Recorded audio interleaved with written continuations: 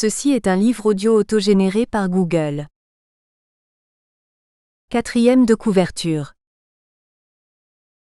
Collection l'Iran en transition.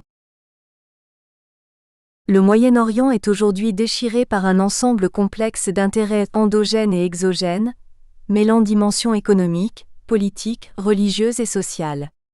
Dans cette charnière du monde qui est considérée comme le berceau de l'humanité, tout ce qui peut nous aider à comprendre autrui et nous unir doit être privilégié. La compréhension de l'histoire du monde et une analyse profane des conflits actuels en font partie. Pourquoi ne pas choisir cette voie pour apprendre à nous tolérer et nous aimer? Chapitre 1 Le dénouement 2012 Irak. Le silence est l'expression la plus parfaite du mépris. Georges Bernard Shaw. Je tendis mon bras pour atteindre la petite corde qui pendait au plafond. Un peu d'air, j'avais besoin d'un brin d'air. Je frôlais de mon index la boule nacrée en plastique à l'extrémité du fil. Impossible pourtant de la gripper. J'avais peur de sauter et de tout arracher en retombant. Il me fallait un petit support, n'importe quoi, j'y étais presque.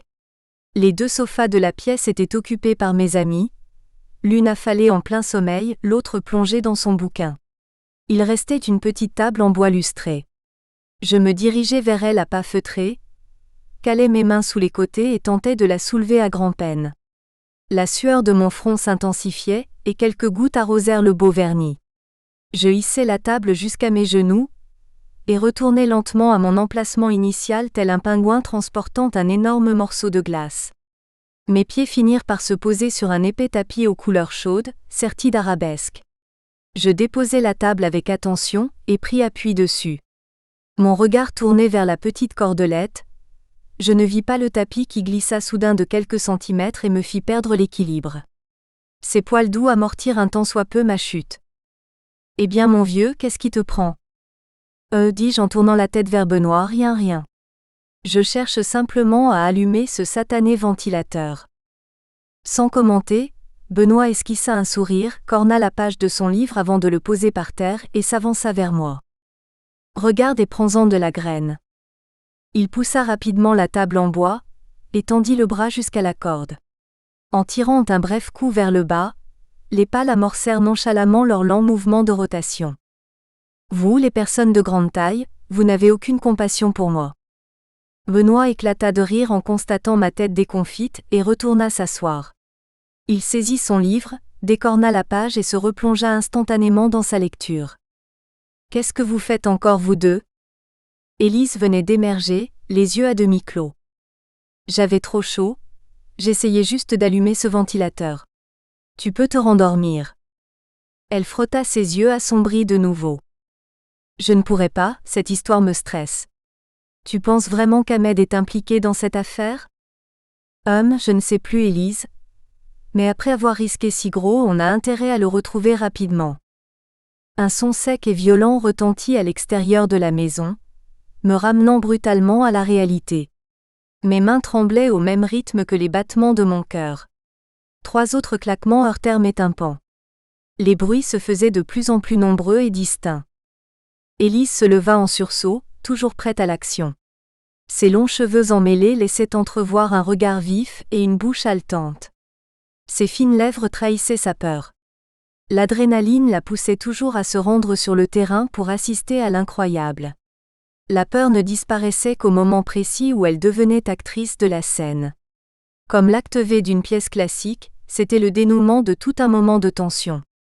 En sueur, elle agita ses cheveux et posa son regard sur moi. « Tu as entendu ? Ça ne m'étonnerait pas que ce soit les Kurdes qui continuent à avancer. Ne me prends pas pour une imbécile Ehsan. On n'aurait pas dû tenter ça ce matin. Je suis sûre qu'on a laissé des traces, ils vont nous retrouver. » Du calme. « Nous ne sommes pas à notre première opération, » intervint Benoît. « Nous n'avons laissé aucune trace et ce n'est pas le genre de la famille Belhammer de nous trahir. » Oui mais... Une déflagration retentit soudain. Le sol trembla sous nos pieds. La porte du rez-de-chaussée s'effondra suivie de plusieurs détonations. Des mots indiscernables se mêlèrent aux protestations des propriétaires. J'entendis des coups, j'écoutais les cris. Élise, la plus réactive, attrapa rapidement nos mains pour nous obliger à la suivre dans le fond de la pièce. Sans bruit, elle pointa son doigt vers le plafond. En plissant les yeux, je discernai un entrebâillement. Benoît passa la tête la première dans la petite ouverture et disparut aussitôt dans l'obscurité. Après un regard pressant d'Élise, je m'y engageai également en prenant appui sur la commode. Benoît se tenait sur le toit du voisin et me faisait signe de le rejoindre. Mon corps n'était pas aussi affûté que le sien, et je doutais fortement de ma capacité à l'atteindre. Élise apparut par l'ouverture derrière moi, et m'obligea à prendre mon courage à deux mains. Nous sautions de maison en maison, embrassant l'air frais et la liberté à portée de main.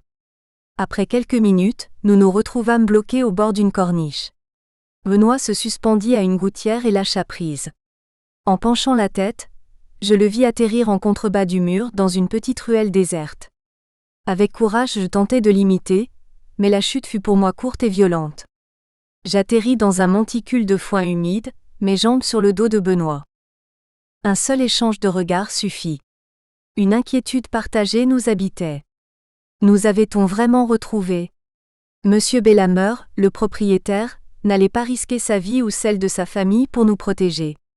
Il était probablement en train de nous dénoncer, en ce moment même. Aïe! Désolé Ehsan, c'est moi. Je n'ai pas vu où je tombais. Élise venait d'atterrir les pieds devant. Mais infatigable, elle repartait déjà. Elle tira de son sac un niqab et l'enfila. Nous la regardions incrédules, comme si nous n'avions que ça à faire. Elle en jeta un autre à Benoît qui le reçut en pleine face. Enfile-le. Ils doivent avoir pour ordre de rechercher 2 hommes et une femme. T'es sûr que je rentre dedans? Venez, nous allons passer par derrière et longer la rue Mansour. Ne courez surtout pas. La pénombre peut nous sauver. Tentons de paraître normaux.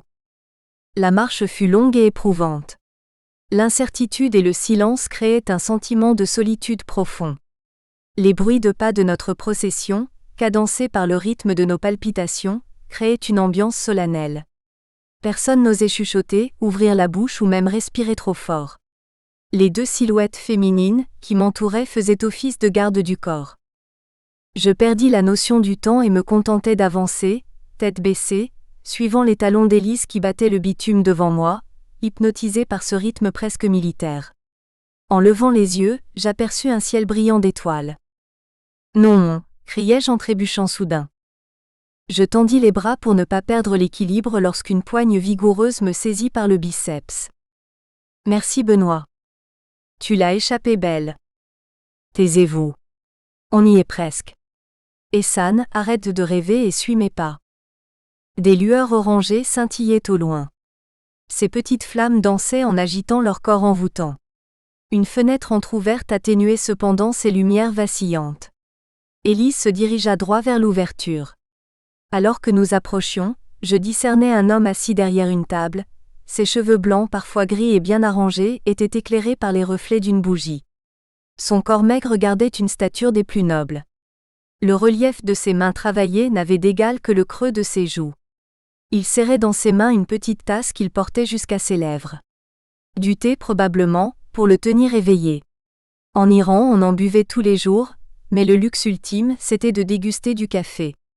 En France aujourd'hui c'était presque l'inverse, quelle drôle de mœurs. Le café était devenu coutumier, synonyme de routine au travail. Les salons de thé au contraire, fleurissaient un peu partout dans les villes. La feuille séchée était devenue une attraction à part entière. On pouvait déguster du thé tel du vin. Il en existait des centaines, minutieusement exposés pour aguicher le public européen. Sans même le savoir, ce vieillard buvait peut-être l'un de ces produits si tendance en Occident. À quoi tu penses Ehsan, dépêche-toi. Le visage de l'inconnu se tourna soudain de 3/4. Ses grands yeux gris tentaient de percer l'obscurité à la recherche d'ombres reconnaissables. Il lâcha sa tasse, saisit une des bougies et plissa les yeux. Après quelques longues secondes de lutte contre l'obscurité de la nuit, il nous fit signe de le rejoindre. À cette heure tardive, trouver un refuge était presque inespéré, il ne fallait pas rater une telle occasion. Nous entrâmes sans bruit dans une pièce au sol immaculé. L'inconnu ferma lentement les volets intérieurs. L'intention était bonne, mais les trous béants déchirant les 2 panneaux de bois me laissaient dubitatif. Semblant satisfait, il s'appuya sur le bord de sa chaise et commença à plier les jambes pour s'asseoir. L'action me semblait interminable, et Élise posa une main délicate sous le bras du vieil homme pour l'aider. « Merci de nous recevoir, Saïdi, c'est très aimable à vous. » Le vieil homme leva les yeux en notre direction, et esquissa un sourire bienveillant à Élise. Je me demandais si quelqu'un passerait, aujourd'hui. Vous attendez comme ça tous les soirs? Vous savez, les jeunes, à mon âge, c'est la seule chose que je puisse faire. Des hommes nous traquent. Nous devons trouver une solution pour sortir de la ville au plus vite. Pouvez-vous nous aider? Je ne sais pas, cela ne présage rien de bon. Je connais ceux qui vous traquent. Ces gens-là ne rigolent pas, ils ont pour habitude d'arriver à leur fin. Ils vont bloquer toutes les issues par des barrages. Vous feriez mieux de vous faire oublier pendant un moment. Cachez-vous, essayez de changer d'apparence physique et surtout ne parlez à personne. Nous ne pouvons pas tenir longtemps ici. Personne n'acceptera de nous protéger, après ce qui s'est passé chez les Belhammer. Nous devons partir au plus vite. Il doit bien y avoir une solution pour sortir de la ville, non? Je ne veux pas vous. Taisez-vous. Trop tard, la porte en bois vola en éclats. 2 hommes imposants firent irruption dans la pièce en une fraction de seconde. Derrière eux, un véhicule blindé laissa sortir 4 autres colosses. Élise était abasourdie, tout comme Benoît. Nous étions pris, coincés, piégés. Comment nous avait-il retrouvés aussi vite? Un des géants me menaça, en agitant son arme devant mon nez. Il ne tirerait pas, j'en étais sûr. Il nous voulait vivants, autrement nous serions déjà morts et la bicoque du vieillard serait criblée de balles. Je m'accrochais à cette idée pour garder espoir. Du coin de l'œil, j'aperçus le vieux jeter un regard à Élise. Soudain, il sauta de sa chaise et agrippa le bras de l'homme encagoulé. Une scène tant admirable que loufoque, puisque ses pieds flottaient à présent désespérément dans le vide à la recherche d'un appui. « Courez !» cria Élise.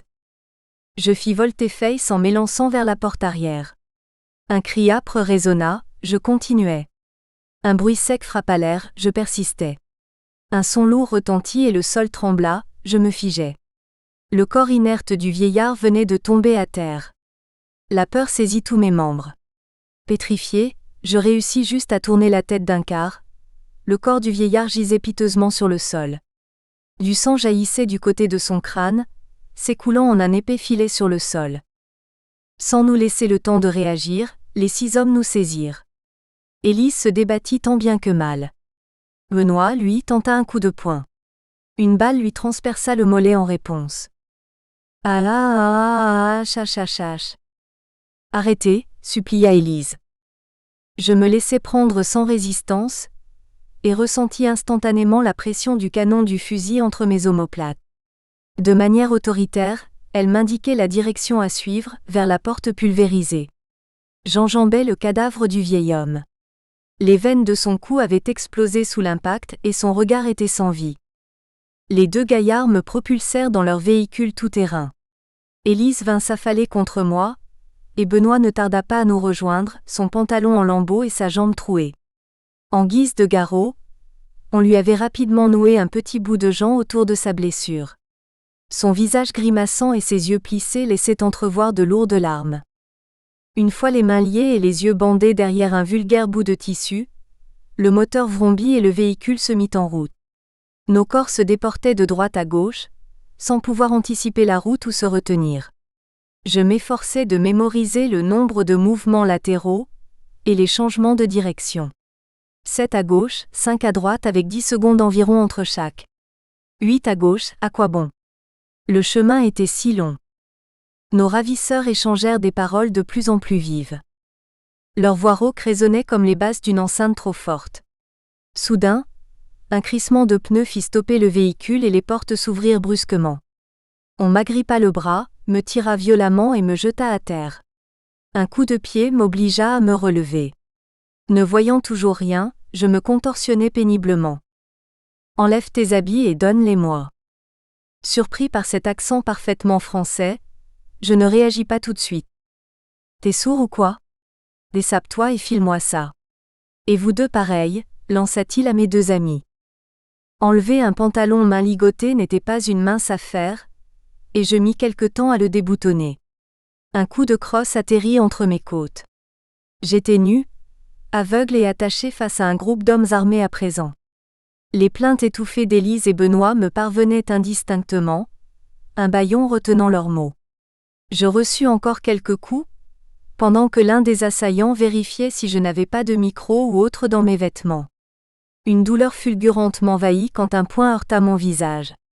Sonné, je m'écroulai sur la terre sèche. Lorsque je repris connaissance, on m'avait remis dans le véhicule blindé. Il venait de s'arrêter de nouveau. Je tentais d'ouvrir les yeux en vain. Les mains rugueuses nous extirpèrent du véhicule. Enfin, on détacha mon bandeau. Je fus d'abord ébloui, puis lentement, je commençai à discerner nos ravisseurs. Les défauts béants de leurs cagoules me laissaient perplexe. Ces fibres de coton avaient certainement poussé sur les plaines du Brésil, de Chine, des États-Unis, d'Ouzbékistan ou peut-être d'Égypte. Elles se retrouvaient là, falsifiant l'identité des hommes au profit d'une organisation terroriste. Elles restaient maltraitées, et subissaient des décousus au rythme des déconvenus. Quel avenir pour ces jeunes pousses sans repère, ne décidant guère de leur avenir, cueillies lorsqu'elles étaient déjà usées par leur courte vie. Certaines avaient pourtant aspiré à devenir une robe de Charleston et sublimer le cinéma, d'autres un rideau de théâtre parisien pour divertir le public, les moins ambitieuses un modeste cartable sur le dos d'un écolier. Le destin en avait décidé autrement, et il s'avérait très complexe d'imaginer un retour en arrière. Essan. Attention. Une lame plate et glaciale glissait le long de ma peau. Le petit couteau parcourut mon triceps contracté, fila sur mon avant-bras et finit sa course entre mes poignets. Incapable de bouger, j'attendais la sentence. Après une légère pression, les liens se rompirent, libérant mes mains. L'homme fit de même avec Benoît et Élise. Un sixième homme arriva en nous lançant 3 pantalons. Nous nous dépêchâmes de les enfiler en silence. Son regard oppressant se posait sur nous, il semblait anxieux. Il se tourna vers son équipe et leur fit signe de la main. 2 d'entre eux saisirent Élise et la forcèrent à rentrer dans le véhicule. Les autres pointèrent leurs armes vers Benoît et moi, nous forçant à suivre le chemin de leur repère. Élise. Non oh. La rage envahit le regard de mon ami. Des veines rouges sortaient de ses yeux humides. Comme possédé, il tenta de dépasser les hommes armés en les bousculant. Ils n'osèrent pas tirer et l'un d'entre eux tomba par terre sous un coup d'épaule. Fatalement, mon ami fut facilement immobilisé puis ligoté, vociférant un tas d'insultes à présent indiscernables. Laissez-la tranquille. Je vais vous. Bande de. Entraîné par la force de mon ravisseur, je ne distinguais plus la silhouette d'Élise. Nous arrivions au-devant d'une toile tendue qui cachait un antre. Les gardes se tenaient là, droits, regard inflexible. Nous passâmes devant eux la peur au ventre. Nous descendîmes un petit escalier, tournâmes à droite et continuâmes dans un étroit passage pour finir dans une petite pièce obscure et humide. La porte à moitié rouillée grinça en se refermant sur nous. Les pas de nos ravisseurs qui s'éloignaient résonnèrent sur les marches, puis un silence pesant s'installa, entrecoupé des râles de Benoît. Chapitre 2 Royauté, printemps 1978, Iran. Une école n'est jamais qu'une halte dans la marche, de l'art, de même qu'une royauté est souvent une halte dans la marche des sociétés. Émile Zola. Ma mère s'engagea à vive allure à travers le dédale de ruelles. Mes sœurs et moi nous cramponnions solidement au siège de l'auto à l'arrière. Nos regards se croisèrent quelque peu inquiets. Nous savions que cela ne durerait que quelques minutes, alors, comme chaque matin, nous ne disions mot. Aujourd'hui encore, elle déboucha sur l'immense boulevard affreusement bondé portant le nom de famille de notre roi, Pahlavi. Elle pesta de manière incompréhensible, et appuya frénétiquement sur son volant pour klaxonner. Après maintes batailles, elle arriva finalement à s'insérer entre 2 véhicules. Encore des bouchons sur ce maudit boulevard. « Maman, ce n'est rien, c'est de ma faute aujourd'hui, désolée », lui répondit Ariane.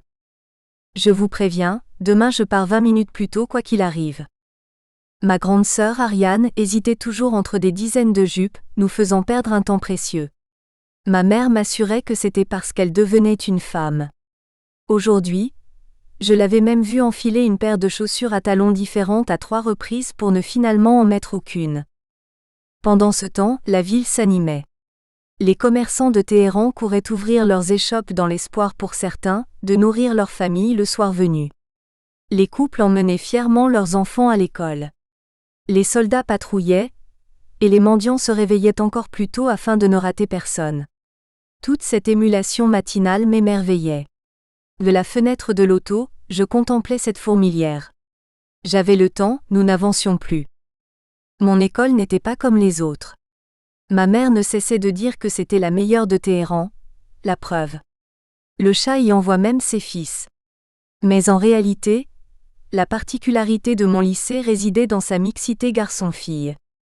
Les élèves des 2 autres écoles francophones, Saint-Louis et Jeanne d'Arc, n'avaient pas eu cette chance.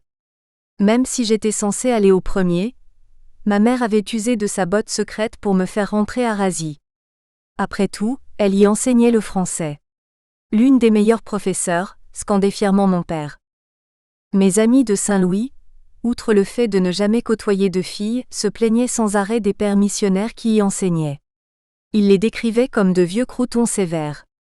Mes professeurs, eux, étaient pour la plupart de jeunes coopérants français qui enseignaient ici en lieu et place de leur service militaire. Même si certains étaient arrogants selon ma mère, nous étions chanceux. C'est pour leur prime d'éloignement qu'ils sont là, c'est tout, affirmait-elle. Je ne savais pas trop quoi en penser. J'entendais parfois mes professeurs se plaindre des coutumes iraniennes. Mon professeur de mathématiques, par exemple, passait son temps à critiquer le fonctionnement de l'administration et le manque de niveau des élèves. Quand il avait le temps, il pestait aussi contre la circulation, la météo et les autres professeurs. Étrangement, ces plaintes faciles et grotesques me faisaient sourire. Usant de phrases complexes et de circonvolutions, il voulait davantage nous montrer son aisance à l'oral que la pertinence de son analyse et sa volonté de changer les choses. Je l'appréciais quand même. Après tout, on avait toujours quelque chose à apprendre de quelqu'un. Le boulevard Pahlavi était définitivement immobile. Les conducteurs n'avaient même plus la force de klaxonner. Ma mère commençait elle aussi à perdre patience.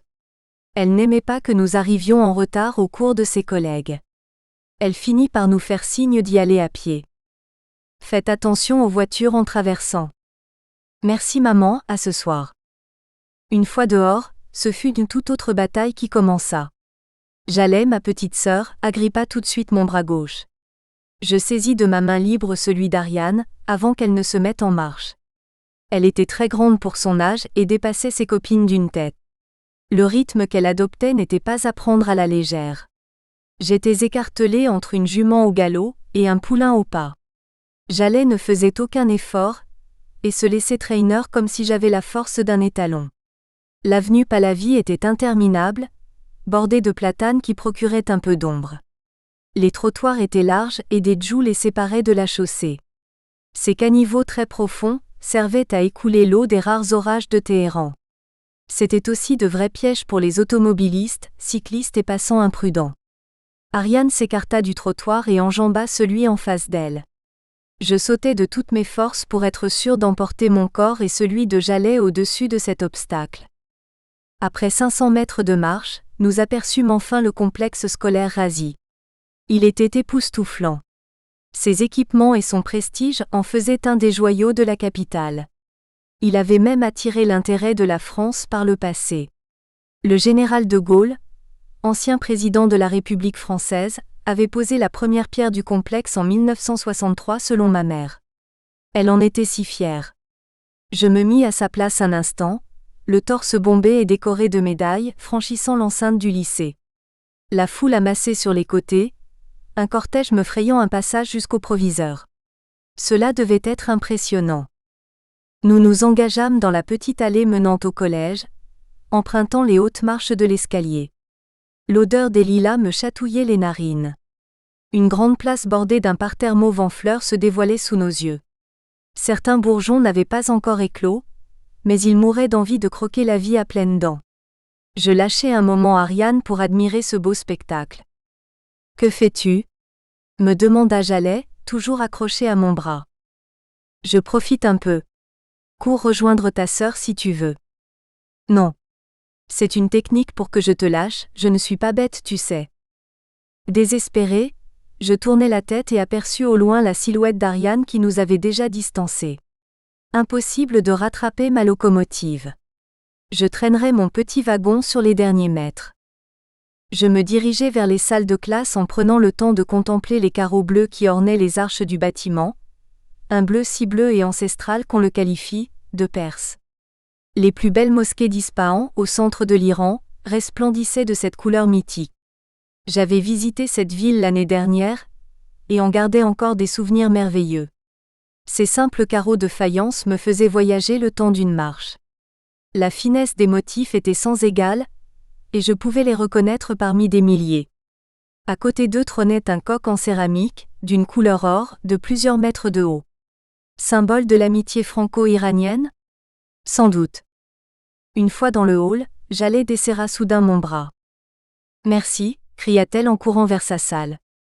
En regardant ma montre, je m'aperçus que mon cours de sport avait commencé depuis 5 minutes. Sans réfléchir davantage, je l'imitais en sprintant vers les terrains de football. Je traversais le complexe, passais devant la salle d'Ariane en lui lançant un clin d'œil complice.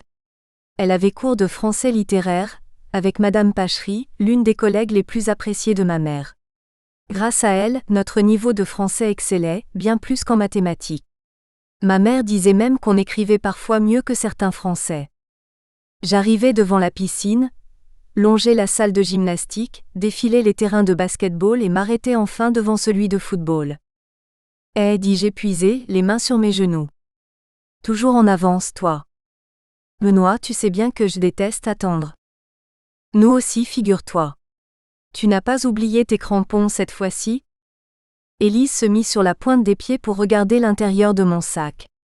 Benoît restait planté devant moi, les bras croisés et le sourire en coin. Il était élancé, au physique déjà athlétique, prêt à bondir sur le ballon. D'origine espagnole, son accent ne laissait pas indifférents les filles de la classe. Cela n'avait pas non plus échappé à Élise. Je la surprenais parfois en train de l'observer avec envie. La plupart des élèves étaient européens, mais l'accent latin faisait son effet. J'avais eu la chance d'atterrir dans la filière française avec eux. Tous nos cours étaient en français, et le premier jour avait été source de nombreuses appréhensions. Comme toujours, ma mère avait insisté pour que je sois dans cette filière, la meilleure de l'établissement. Heureusement, j'avais vite rencontré Benoît et Élise. Ils se connaissaient à peine et vinrent vers moi naturellement. Leur ouverture d'esprit n'était guère la qualité de tous les occidentaux du collège. Les autres ne me parlaient pas trop. Ils restaient polis, me lançaient un bonjour à la première heure mais ne cherchaient rien de plus. Mes amis iraniens, eux, étaient tous dans la filière iranienne. « Tu vas voir le match ce soir ? » Quel match ? Le fils du chat joue ce soir, dit Benoît en train d'enfiler ses crampons. Il dispute la première place du championnat face au lycée Razi. Viens avec nous mon vieux, ça va être le feu. Je ne savais pas. C'est où ? Le fils du chat était de 4 ans notre aîné, et jouait dans une équipe renommée. Beaucoup d'élèves semblaient l'éviter, par crainte ou par respect j'imagine. Benoît, lui, avait réussi à l'aborder une fois pour discuter du championnat en cours. Peut-être n'était pas si impressionné parce que ses parents étaient des diplomates français. Au palais Niavaran, à 20h. Ou devrais-je dire 19h pour que tu sois à l'heure ? Ricana-t-il. Les jardins du palais de Niavaran se trouvaient dans le quartier de Chémiran, à l'extrême nord de Téhéran, non loin de chez moi. Je m'appliquais cette fois à retrouver mes 2 amis un quart d'heure avant le début du match. Ils étaient déjà sur place et m'accueillirent avec les bras en l'air en forme de V. Nous gravîmes ensemble les escaliers donnant au pavillon Ahmad. Doucement, nous avançâmes aspirés par la beauté et le calme qui régnaient en ce lieu. Ces jardins avaient été sortis de terre par le Shah Mohammad Reza Pahlavi, une dizaine d'années auparavant.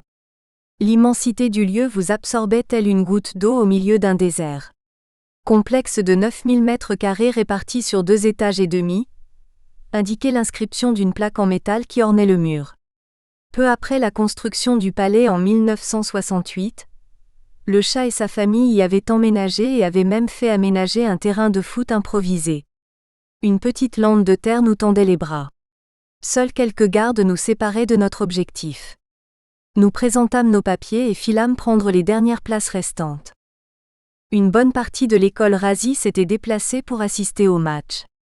L'équipe du Dauphin était constituée principalement d'anciens appelés du service militaire. En face, je reconnus quelques élèves du lycée qui s'échauffaient encore.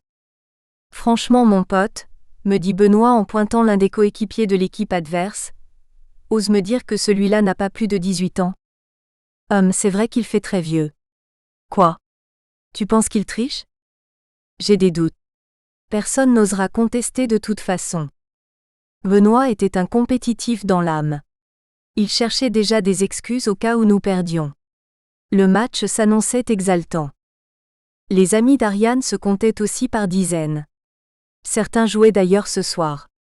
Ma sœur me rejoignit rapidement, excitée comme jamais. Elle esquissa un sourire en me glissant à l'oreille. « Tu gardes ça pour toi. Sorouche n'a pas pu rentrer. » Quoi? Pas un mot à Baba ou maman, ok? Il a tenté de rentrer avec une banderole et des tracts du Parti communiste. Les gardes l'ont arrêté à l'entrée en fouillant son sac. Il est fou. J'espère qu'il ne va rien lui arriver. Tu vas tenir le coup? Oui. C'est juste que, enfin bref, bon match petit frère. C'est juste que quoi? Tentai-je désespérément. Ses longues jambes l'avaient déjà mise hors de portée. Sorouche était un très bon ami de ma sœur. Il était l'un des rares Azéris que je connaissais, un peuple vivant toujours en partie en Iran. Il avait toujours eu énormément de culot. C'est sûrement cette qualité qu'appréciait tant Ariane, en plus de son origine azérie un peu particulière ici. Depuis quelques mois, sa nouvelle lubie était le communisme. Je ne savais pas s'il y croyait vraiment ou si c'était pour se montrer. En tout cas, le communisme n'était pas la tasse de thé des dirigeants iraniens. Le coup de sifflet retentit. Les deux équipes semblaient tendues dès le début du match. Les tacles furent appuyés, mais les poignées de main illustraient le bon état d'esprit.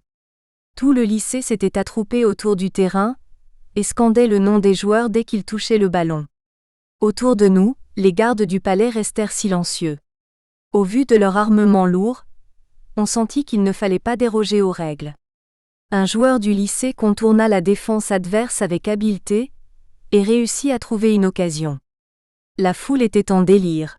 « Tire » cria Benoît. « Mais qu'attends-tu bon sang ?»« Frappe » hurlait Élise.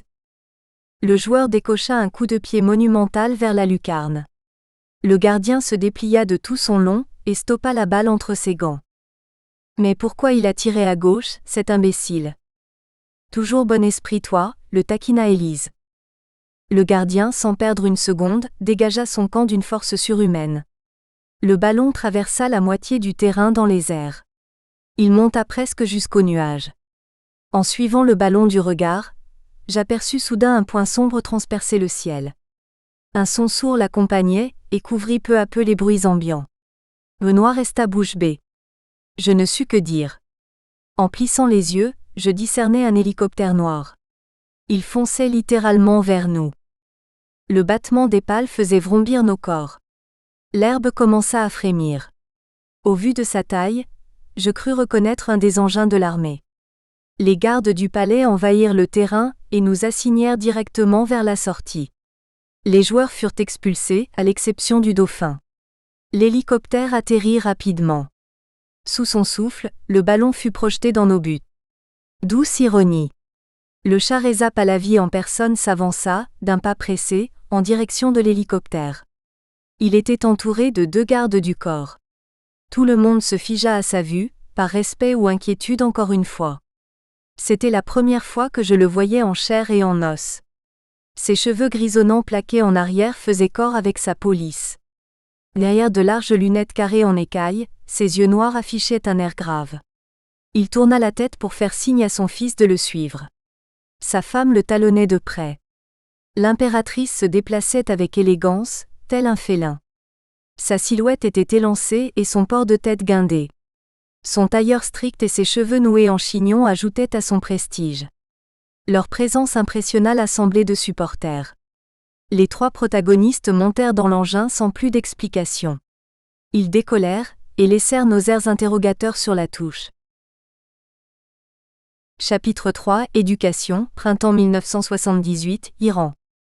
La répression n'a pour effet que d'affermir la volonté de ceux contre qui elle s'exerce, et de cimenter leur solidarité. John Steinbeck. Le sommeil était un état étrange. Il arrivait rarement, au bon moment. Cette nuit encore je le cherchais désespérément. Il pointerait le bout de son nez le lendemain en cours de mathématiques, attiré par les berceuses algorithmiques de mon professeur. Je me retournais sur mon flanc droit pour tester une nouvelle position. Je fermais doucement les yeux, et m'efforçais de ne penser à rien. J'avais pourtant lu quelques lignes de mon nouveau dictionnaire, offert par mon père, à l'occasion de ma fête. Passer d'une définition à l'autre demeurait plus efficace qu'un somnifère. Mais cette fois, ça n'avait pas marché. Mes idées se précipitaient les unes après les autres, à la recherche d'une place dans mon cerveau bouillonnant. Je voulais dormir. Quitte à rêver de dictionnaires géants, m'attaquant de toutes parts, où la seule issue serait de tous les lire. Chut. Je tendis l'oreille, abandonnant en même temps l'idée de trouver le sommeil ce soir. Tu te rends compte de ce qu'il a fait ? Chuchota une voix féminine. Allons, calme-toi, ce n'est qu'un enfant, répondit une voix plus rauque. Ils ne lui feront rien. Il parle trop. Tu ne comprends pas. Son père a été arrêté la semaine dernière. Je ne veux pas qu'il l'empêche de suivre les cours à Razi. Je reconnus les intonations prononcées de ma mère. L'homme qui se voulait rassurant ne pouvait être que mon père. Et s'il l'emporte ? Tu sais ce qu'ils font aux communistes ? Tu sais ce que la SAVAK leur réserve ? Sanglota ma mère. Ils avaient probablement été mis au courant pour Sorouche. Cela ne venait sûrement pas d'Ariane, mais ma mère avait dû tirer l'information de ses collègues aujourd'hui. Prends ce mouchoir et sèche tes larmes s'il te plaît. Comment peux-tu être aussi serein, Mohamed ? J'ai foi en notre pays, Donia, c'est tout. Les pleurs de ma mère résonnaient dans le couloir. J'imaginais mon père en train de la prendre dans ses bras pour la consoler. C'était la deuxième fois que je l'entendais aborder ses inquiétudes d'arrestation ou de disparition avec mon père cette semaine. Devenait-elle paranoïaque ? Ariane suivait son amie partout, et ma mère n'approuvait guère la situation. J'étais convaincue qu'au fond, elle l'adorait. On l'avait reçue à la maison, dès ses premiers pas. Elle avait simplement peur pour ma sœur et son amie. Il faut dire que Sorouche cumulait les provocations, et faisait parler de lui au lycée. Certains l'appelaient même le bolchevique. Ce caractère de jeune révolté plaisait à Ariane, j'en étais sûre, elle aimait ce qui sortait de l'ordinaire. Mon père avait toujours été très protecteur avec elle, bien plus qu'avec Jaleh. Au début, il tenta de la dissuader de le revoir, mais ce fut vite commis. Sa fille était comme lui, butée. Elle décida au contraire de le fréquenter davantage. Pour le moment, personne n'associait ma sœur aux bolcheviques, mais cela ne saurait tarder. Je ne savais pas ce que risquait Sorouche, mais mon intuition ne présageait rien de bon. Pourquoi le pouvoir en voulait-il tant aux communistes ? Qu'avait-il fait ? En m'interrogeant, je tapotais des doigts mon dictionnaire posé sur la commode. Des éléments de réponse se trouvaient sûrement entre ces lignes. Je saisis l'exemplaire de ma main et tentai de l'amener jusqu'à moi, mais le livre m'échappa. Il s'écrasa bruyamment sur le sol. Quel imbécile, pensai-je en me cognant le front. Ehsan ? Mon père ouvrit la porte et je distinguai sa tête dans l'entrebâillement. J'ai entendu un bruit. Ça va ? Oui, baba, ne t'en fais pas. Il s'avança calmement et s'assit sur le bord de mon lit. Je reconnais ce ton de voix. Nous espérons que vous avez apprécié cet aperçu. Pour continuer à écouter ce livre audio sur Google Play Livres, utilisez le lien dans la description de la vidéo.